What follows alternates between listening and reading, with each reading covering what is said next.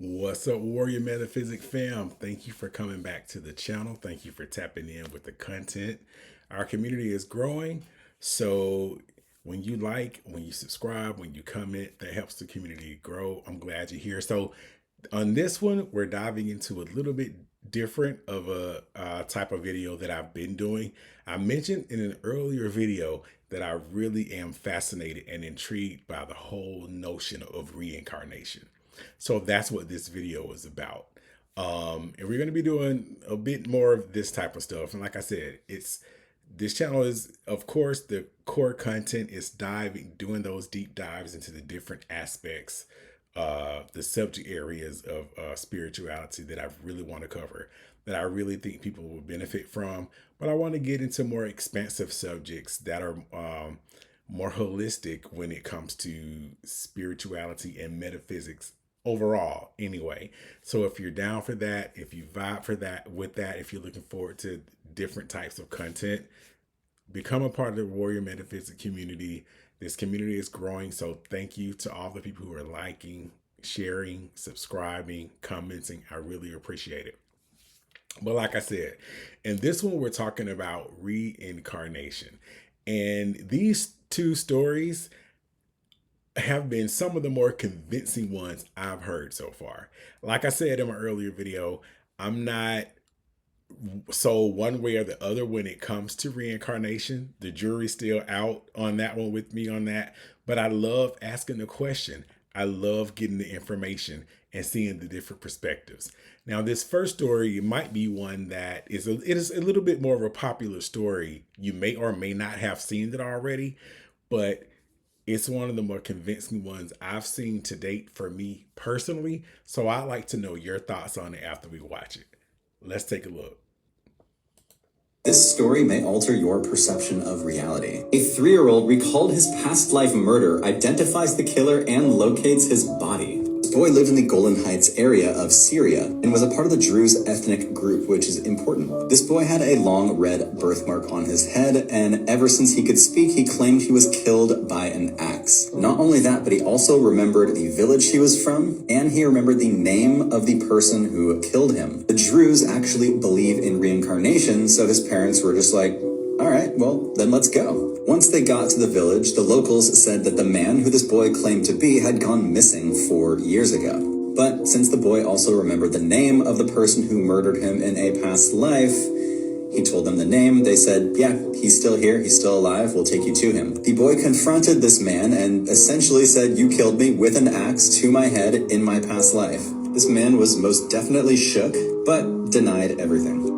Says, not a problem. I got full recollection of this past life. I know where I was buried by this guy. So he takes them to the spot, not only discovers the skeleton, but the skeleton also has an axe wound to the head, which is strikingly similar to that birthmark. And nearby they also found the axe, the murder weapon. Man then admits to the crime, solved by a kid who remembered his past life. This story was written in the book The Children Who Have Lived Before Reincarnation Today, which documents the meticulous investigation that Dr. Stevenson did in the 60s and 70s on reincarnation, specifically children who remember their past lives. Dr. Stevenson then went on to found the Division of Perceptual Studies at the University of Virginia to study even more cases of children who remember their past lives and to find some proof of that, which they found quite a bit of. One thing they found was that birthmarks on the body often represent where someone was killed in a past life. So how common really is this? I would love to hear from you guys. If you have had any experiences where your children have remembered their past lives, post in the comments. I'd love to hear them. Perhaps at this young age, a lot of kids can access areas of their mind that normal people just simply aren't able to access. It makes me think about past life hypnosis, how if you can bring someone into this trance-like state, they're able to access information from past lives. Truly one of the most remarkable things that I have studied in a long time. I've been working with a group of remarkable past life regressionists to help people access their past lives, because learning about your past helps you realize who you are and your purpose for being here. We've created hypnosis past life audios that people can listen to. If you're interested in exploring your own past lives, you can get my free class. Just go to my profile. And if you'd like to stay on Soul Talk, tap that follow button. I hate him. Isn't that wild AF? He solved his own murking. Like, I don't know how it gets more convincing when it comes to an argument for reincarnation than that. Like, and see, one thing I like about this, and I haven't read that book yet, but I do want to read it, so I am going to check that book out. But if all of what they're saying here is true, that means that there is verifiable evidence, like i.e., court documents, these user accounts or whatever, that you can go back and actually research and see. Okay, yeah, this Merker did resist. It does exist, and yeah, they're on serving time for whatever. Like, those are things which you be able to go and verify, right? Ask the questioning community. So that's why I say that one is really convincing to me. And then another thing too that I saw that I find to be a kind of a theme when it comes to reincarnation is the wounds. Those wounds that ends a person's life. They usually come back as birthmarks in the next life. So if you got a birthmark, maybe you want to see where they come from. I'm just saying, I don't know. But that seems to be a common theme in a lot of the reincarnation stories that I've heard. And there's going to be more of this to come. Like I said, this is a fascinating subject for me, amongst others, that we'll get into. So if you want to, come along for that journey, tap into the channel and subscribe. And we're going to get into a lot of different things. The warrior metaphysic is more than just the whole, uplifting, cleanse. It's an exploration in metaphysics and spirituality as a whole. So anyway, I won't hold you before we get to the next one. I just want you to come along on the journey. So the next story is a less popular story, but it's still pretty popular. You may or may not have seen it, but I think it's pretty convincing as well. So let's get into it. Did you know that this woman, Jenny Cockle, literally lived twice? This is another reincarnation story that will blow your mind. One of the things that people comment on my reincarnation stories a lot is, why are they always reincarnated from kings or queens or priestesses or nobility? Why are they never just reincarnated from average people? Well, this story is one of those, and it's pretty detailed. So Jenny was born in Barnet in Hertfordshire in 1953. And literally from the time she could remember, she had memories of a past life. And she would have these memories while she was awake, and she would have these memories in forms of dreams. From the time she was 3 years old, she would tell her family that her name had been Mary. She had had 8 children. She didn't have very much money, and that she had died giving birth. As she got older, she was able to recall the details of what had happened on her deathbed, and she would recount these details to her own mother. Jenny also had lots of other memories about Mary's life, so she remembered where she lived. She remembered that it was like a small stone cottage, and it had off-white stone, and it had a slate roof that sagged in the middle, and it had a solid wooden door, and there was a row of houses on this lane, and in front of it there was a meadow and there was a stream, and she could recall these memories really vividly. She also had memories of being inside the cottage in a small, dark, cramped kitchen, making these small, round loaves of bread.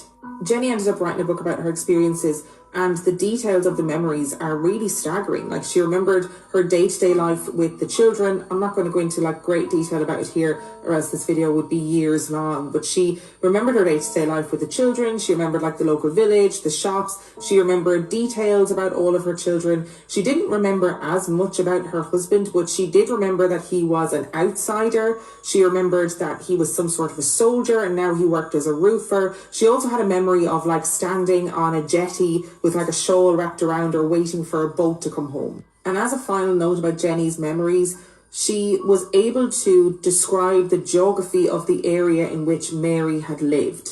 So fast forward to 1988. She's lived with these dreams and memories her whole life, and Jenny decides that she's going to have regression hypnosis. It's a very controversial practice, but that's what happened. And through this regression hypnosis, she was able to recall millions of more memories about her life as Mary. So she could remember a butcher shop and a church, but she didn't think she went to them very often. She could remember one day all the kids came running in and they had managed to trap a hare outside on the meadow. So when she looked at maps of Ireland, she was sort of intrinsically drawn to a place called Malahide, which is north of Dublin. But nowhere on the maps could she see anything that she recognised or anything that matched the geography of what she had drawn out previously. That was until she sent away for a more detailed map of the Malahide area, and she realised that the map that she had drawn corresponded with an area of Malahide. In June 1989, she made the trip to Malahide and everything was as she remembered. There was a jetty where she had remembered in her dreams. There was the butcher's, there was the church. She knew her way around the roads. And she found the road where she believed that her cottage was, but she couldn't find it for sure. Eventually, when she went back to England, she was able to find a landlord who had information about those cottages. And guess what? That landlord told her that in one of those cottages lived a woman named Mary Sutton. Mary Sutton had been married to a British soldier, hence Jenny feeling like her husband was an outsider. He was a soldier and now he worked as a roofer. He also revealed to her that Mary Sutton had had several children and she had died young in the 1930s. She found out that after Mary had died, all of the children had been sent to orphanages and Jenny set about looking for them. She ended up by various means finding the children, and one of the children, Sonny, lived in England, so they were able to meet up face to face. And guess what? He confirmed Jenny's memories. He confirmed what the house looked like, the layout of the house, how the roof sagged in the middle and the kitchen was dark, and that Mary would make, soda bread every day. He confirmed that Jenny's descriptions of the children matched what the children were like in real life. When Jenny asked him, why do I have a memory of standing on a jetty waiting for a boat? He said that it was because he had taken a job on a golf course on the estuary and Mary would wait every evening for him to come home on the boat. Sonny also told her that they used to go and visit her aunt elsewhere and that on the way they would pass a butcher's and a church. And that butcher's and a church was the butcher's and church that Jenny had remembered in her dreams. And she knew that she didn't visit them often, but they were important to her.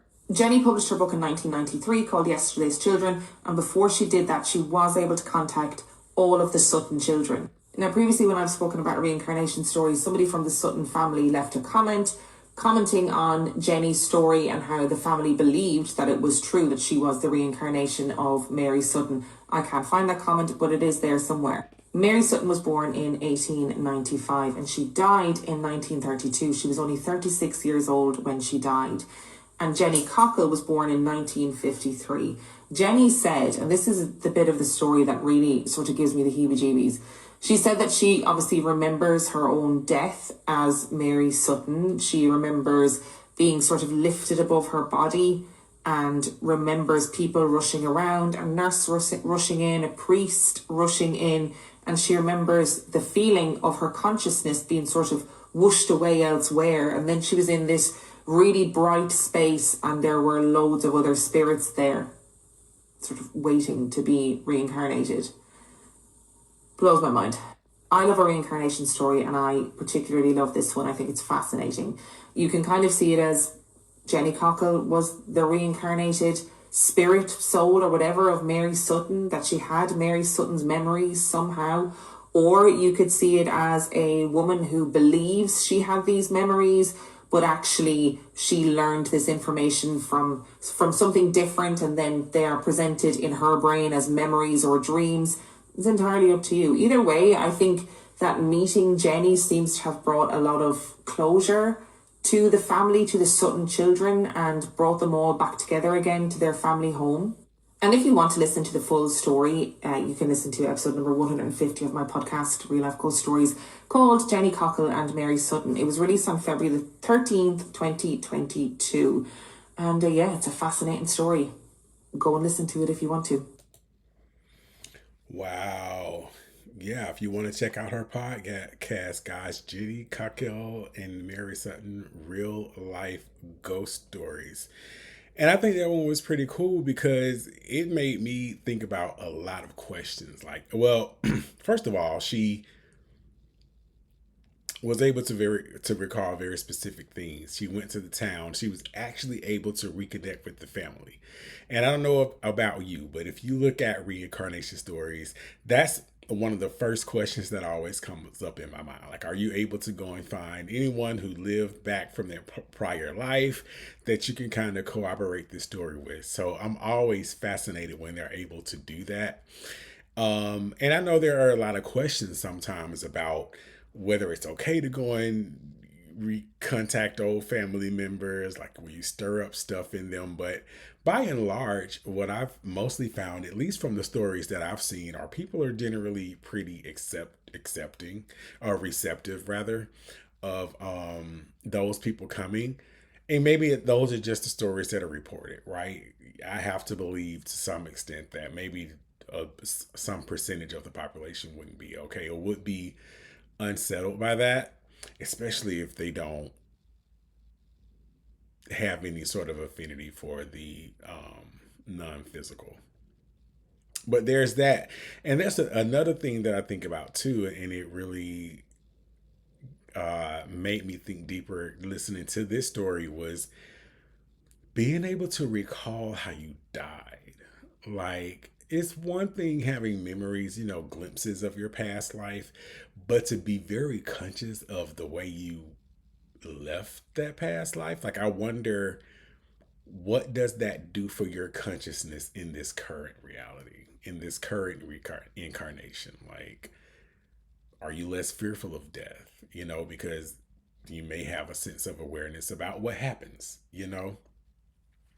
But this is another one of the stories I found fascinating. Now, I will admit, this is not the original story I wanted to include or that I was going to include in this video, because I found out the other one that I really wanted to do was copyrighted, protected. So I couldn't include it. So I had to go to this next one, which I also think was very intriguing. And it makes you think a little bit deeper, but there are more episodes, more stories about reincarnation to come. Like I said earlier, perhaps in this video is the warrior metaphysic is more than just about the deep dive subjects that we go into, but it's a more expansive and comprehensive look at metaphysics and that which is non-physical. So we'll get into reincarnation. We'll talk about some of the other stuff too. Still feeling my way, finding my footing with this channel and feeling where I want to go with it. But if you like this sort of content, if you want to hear more about reincarnation stories and beyond, join the family. Come on this journey with me. When you like, when you comment, when you subscribe, when you share, that lets me know that there is an interest in this material and that I'm just not wasting my time doing it. So thank you to those who have been tapping into this channel. I really do appreciate it. And I think there was one other thing I was going to say too about when it comes to reincarnation and the whole aspect of it. Like, yeah, I'm not trying to get anyone to believe any one thing about it. The purpose of it is to have the conversation, because I don't know 100% what happens when we leave this planet. Do we come back? Do we not? Whatever. Is it our choice to come back? Is it not? These are the questions, and I would love to engage in the conversation with you guys about uh, whether you believe or whether you don't, and why you do and why you don't. So, that's why I'm doing it. I think these stories are really fascinating. I was going to say something about reincarnation and my choice to whether I want to come back or not, but I won't dive too deep into that. Maybe I'll say that to another video. A lot of people have the sentiment like, you know what, deuces, I'm good, I'm done, I'm not trying to come back if I have a choice.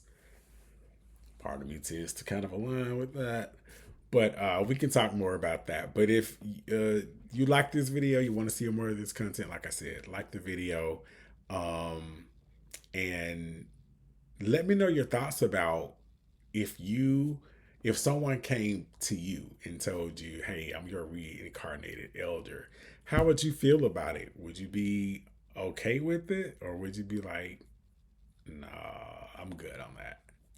Look forward to seeing you in the comments, and I hope you enjoyed it. I'll see you in the next one. Until next time, be well.